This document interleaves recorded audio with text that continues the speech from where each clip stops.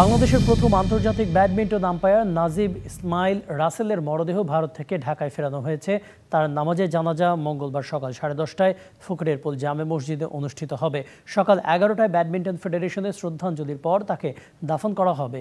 গৌহাটিতে একটি আন্তর্জাতিক টুর্নামেন্ট পরিচালনায় গিয়ে শেষ নিঃশ্বাস ত্যাগ করেন রাসেল।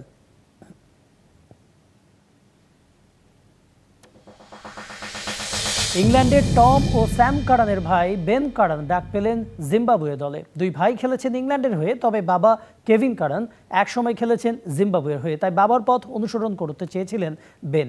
আফগানিস্তানের বিপক্ষে আসন্ন সাদা বলের সিরিজের জন্য জিম্বাবুয়ে দলে ডাক পেয়েছেন তিনি।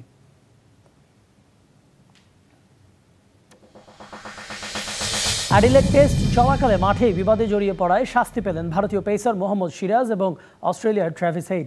সিরাজকে ম্যাচ ফির 20% জরিমানা ও একটি ডিমেরিট পয়েন্ট দেওয়া হয়েছে, আর হেডকে জরিমানা করা না হলেও একটি ডিমেরিট পয়েন্ট দিয়েছে আইসিসি। হেডকে আউট করার পর সিরাজের বিতর্কিত উদযাপনের পর আম্পায়ারদের রিপোর্ট অনুযায়ী শাস্তি দেওয়া হয়।